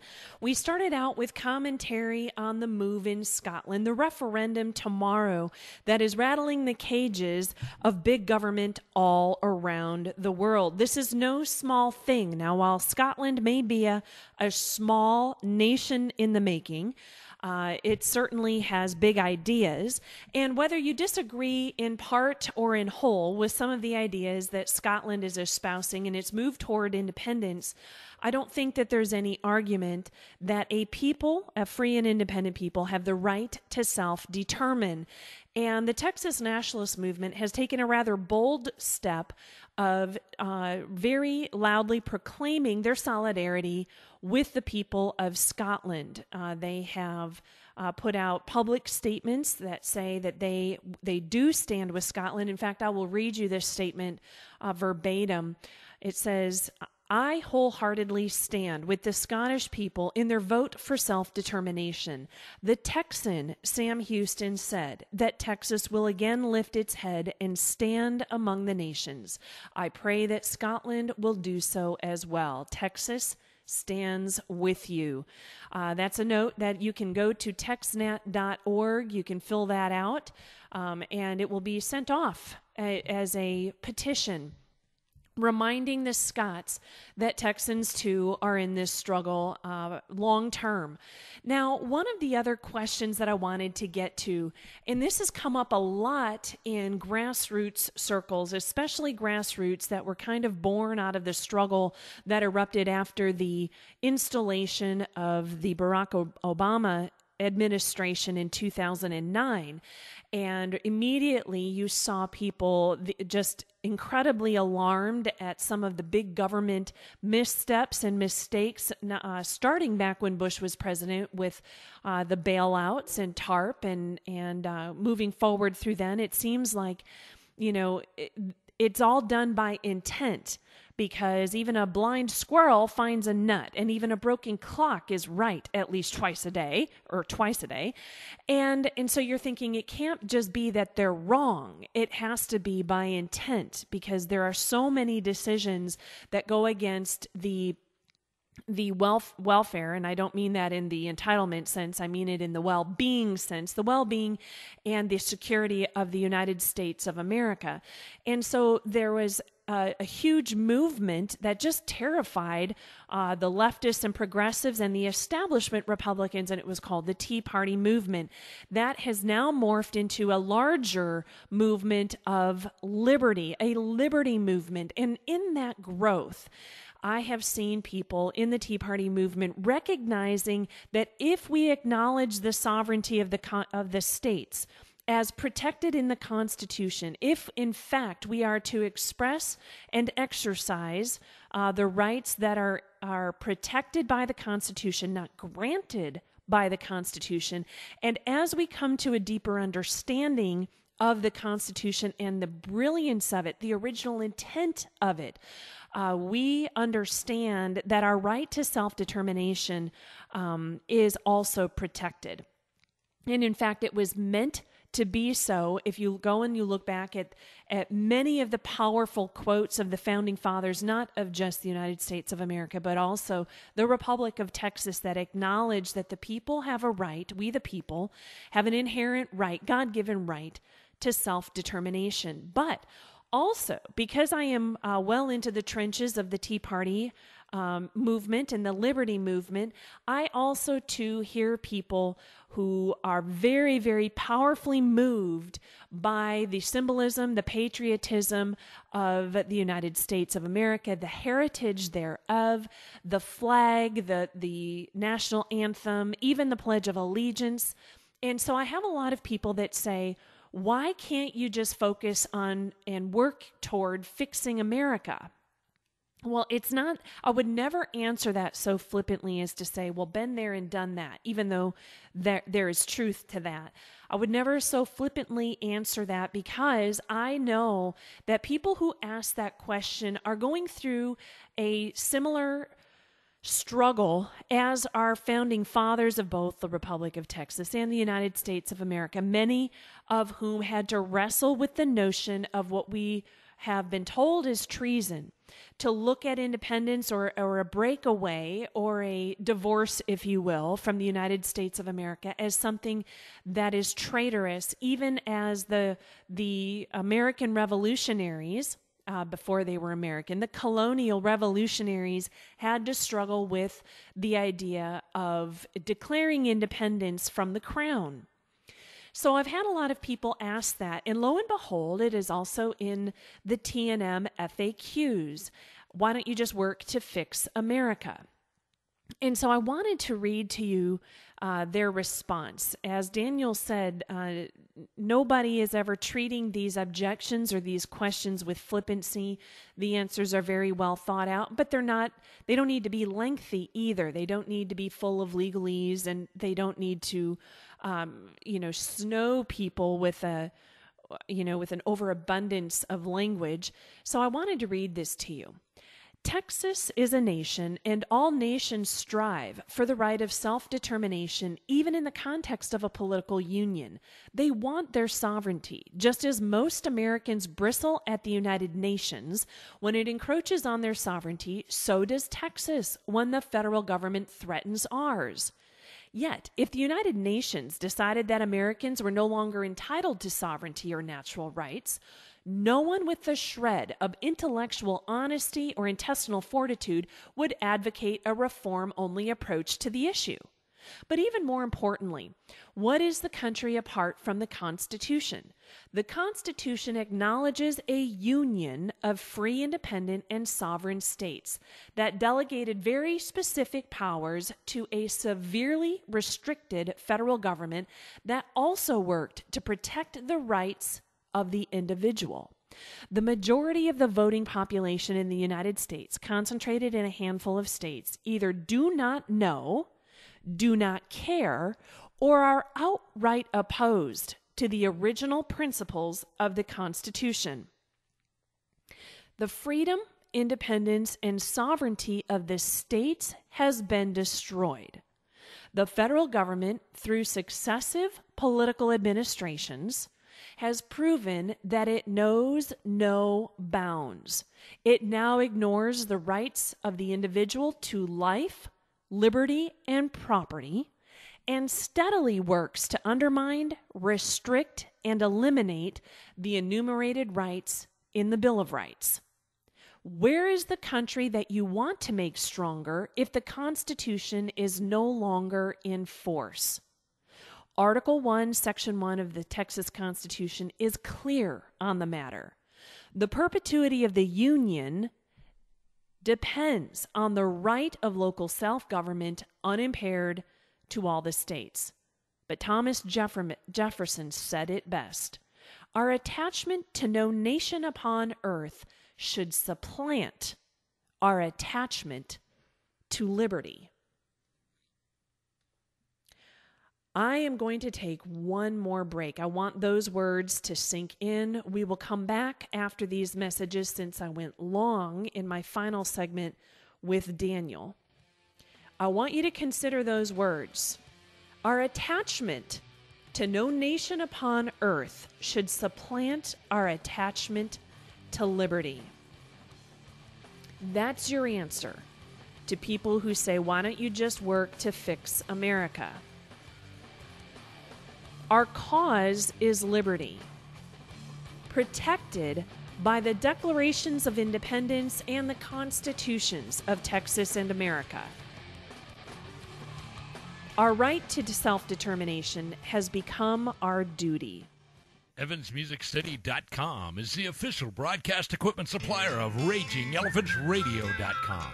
When your club, tea party, or church needs audio equipment, there's only one place to go, EvansMusicCity.com. They're located in Houston, but with EvansMusicCity.com, you can get the highest quality audio equipment at always affordable prices from wherever you are in Texas. Aren't you tired of those lousy PA systems you get at hotels and banquet venues that are embarrassing to your group? The best way to solve that problem is for your team to have its own PA system. Don't let your event be amateur time. Step up your game and sound like the pros. EvansMusicCity.com has great mixers, amps, speakers, mics, and all-in-one PA systems that will make you sound top-notch. EvansMusicCity.com customer service is second to none. No one has more knowledge, and they've been in business for decades. They have supplied some of America's top musicians. They are courteous and will always take time to answer your questions. Visit them online or stop in at their Westheimer between Fountain View and Voss locations. Patriots, get your sound gear from EvansMusicCity.com. What's on your reading list? Find the next great read by going to the Marketplace Bookstore on RagingElePhantsRadio.com.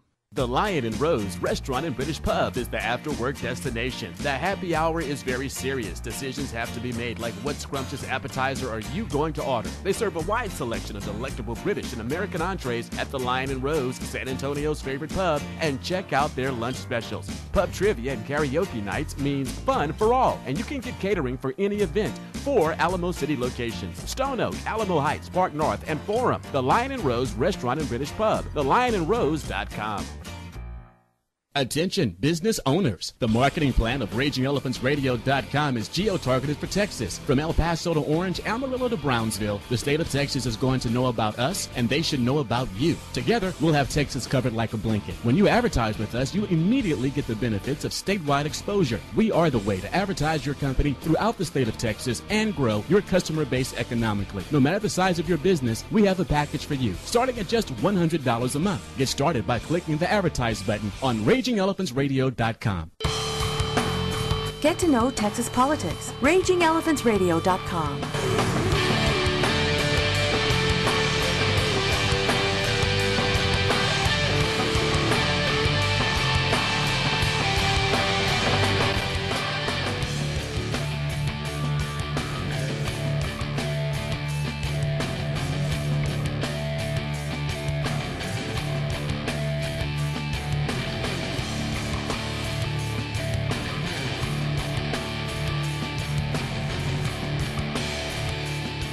Welcome back. We just have 10 minutes left in our broadcast activism today. Before I relinquish the microphone to Apostle Claver T. Kamau Amani, who will be coming up next, We have had more listeners tuning into this broadcast than I can recall in a very, very long time. This is obviously something that strikes a chord with Texans and should strike a chord with Americans because, as you heard Daniel Miller say, we're not alone. There are others that would follow our lead. Is Texas poised to lead?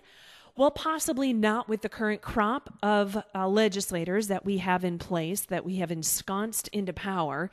For some reason, we continue to go back to the same trough every single time, and that's why I have told you, you must treat your vote like it's revolutionary. However, there is a cautionary tale in mind, and it was reminded of someone in our chat room who said, yeah, the next election will fix everything. Folks, that never happens. You can't even look to the next election and hope that fixes all, because far too many times that pushes people into complacency.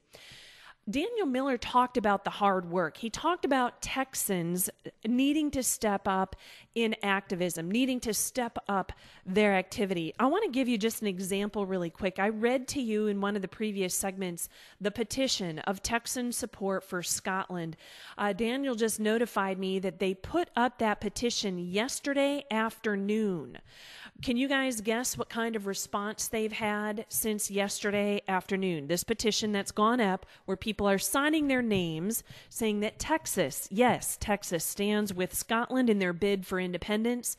It's not hundreds. It's not even thousands. It's tens of thousands of people are responding to that message. Just Texans.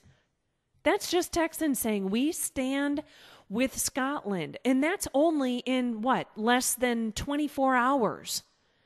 Daniel said he's got the monitor for the petition, and it is scrolling like a slot machine. It's just ching, ching, ching, ching, ching, ching, kind of like the national debt, I would imagine. Also, I wanted to read, I've just managed to keep one eye on the chat room. There's always good discussion going on in the chat room. And one of our guests, and I think I know who that is, I think it might be the lovely and talented Corinne, but says that the Declaration of Independence and our Constitution is basically the social contract or compact. It has been so broken that the social compact no longer exists. That's true. And you know that our founding fathers provided for that. They knew that there would come a day when men would usurp the Republican form of government and in their vain grasping for power would imperil the sovereignty of the states and the rights of the individual. And so there is a remedy. And that remedy has been and always will be the right of self-determination. And as I read to you before from the Declaration of Independence, people will suffer as long as they can tolerate it. They will until they're pushed into a corner, until something happens and they're pushed into a corner. Now, we have an opportunity.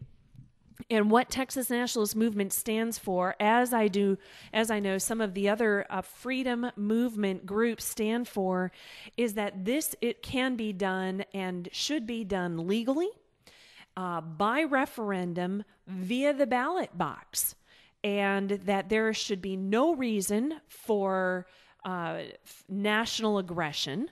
There should be no reason for this to come to blows or violence, if you will, and that there's no reason to spill blood. Now, should they start that fight, there's no doubt in my mind that Texans would finish it. But that's not what they're advocating for. They are advocating for a movement such as what we are witnessing happen in Scotland today. And other groups are watching it all with bated breath to see what happens. I think that 16 and 17-year-olds, the ones that will be the generation to carry this movement forward, to live with the consequences, be that as it may, to be included in that vote is unprecedented and exciting and I know has been a great deal of cause for concern, not the least of which is amongst the pollsters and the media, all of whom are biting their nails to the quick, wondering what this unknown demographic, this demographic that has never previously voted before, it is all an unknown, and how scary that must be for people who generally try and control the narrative. How terrifying this must be for them. And you can automatically, guys, if you go and you look at what's happening in Scotland, you will see the human nature tend and trend towards the status quo. You see this whole movement, this better together. Don't rock the boat. Leave everything as it is. It's causing too much strife. It's already causing argument and division amongst neighbors and families and in communities, and they're just like saying, you heard one guy say in that first minute that I played, if it ain't broke, don't fix it. Well, what if it's broke, dude? It's broke. It is broke, and it has been broken. The brokenness of the Republic in the United States of America predates the current administration.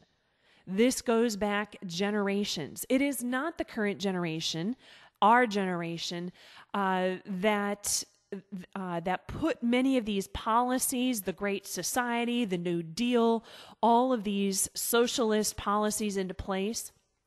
It was not us, but we are the ones now with the moral and ethical responsibility and the weight of history at our back to do something about it. That's our responsibility.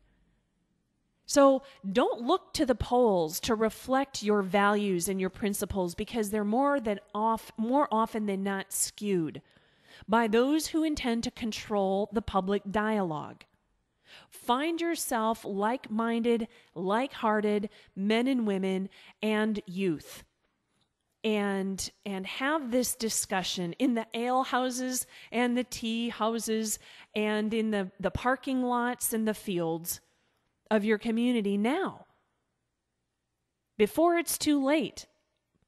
This is something that is such an exciting proposition. Do we have the intestinal fortitude of our founders? That is a question that I ask myself almost every single day. I check myself. Can I live up to it? I strive to, but it's going to require the fortitude, the understanding, and the willpower of the founders. Sam Houston said and predicted and prayed that Texas would once again lift its head among the nations in sovereignty and independence. And in that spirit, we look to Scotland to see what the people choose for themselves in their quest for self-determination. Folks, you've been listening to the rebellious voice of Texas Liberty. That's my program for today. Stay tuned for Apostle Claver. He's going to come at you next. And I only have one last thing to say. God bless Texas, and may God save Texas.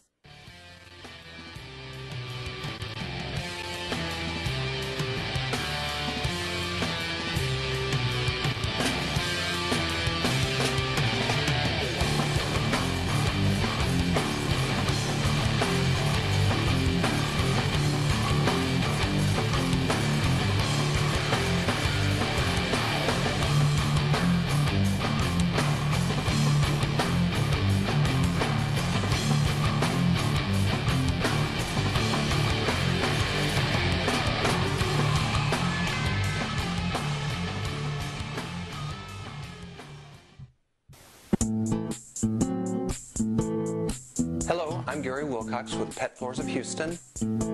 We specialize in luxury vinyl tile installations for your home or your office. We sell a high-performance floor that is perfect for anyone who has dogs or cats or is trying to get a floor that just looks beautiful without nearly the maintenance that other floors have. It's a heavy-duty commercial PVC product. It looks like wood or stone or tile. This is a floor choice that you find major retailers have in their stores, or intimate cafe, or even your fast food restaurants. The adhesive that we use is waterproof. The product is waterproof, and so therefore you can use a bleach water solution, clean it right up, and you're back to normal. It doesn't hold any odor, it's realistic, it's hygienic, it's affordable, and there's no click, click, click noise on it when you walk on this floor. It's just amazing. We've been in this house for about 8 years, and we've had some hardwood floors down, and it was really one of those things that they were looking worn and need to be refinished, and we were really looking for an alternative. We found Gary with Pep Floors, and he came out and measured, and the measurement process went very easily, and when it came installation time, they came out here, did a fine job. The installers were great. The service has been great ever since. I love my new floors. They're great, extremely durable, and they just look beautiful. From a cleaning standpoint, from an overall care standpoint, you don't even have to think about what you're doing. There's no special care. It's really nice.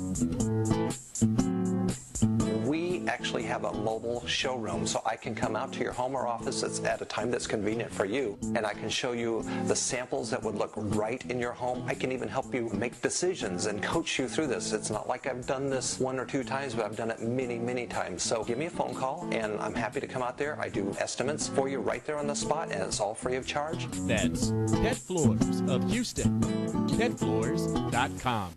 Did you miss your favorite broadcast activist today? Tune in to the RER replay every evening and all night on RagingElePhantsRadio.com. Texas and nothing but Texas. RagingElePhantsRadio.com.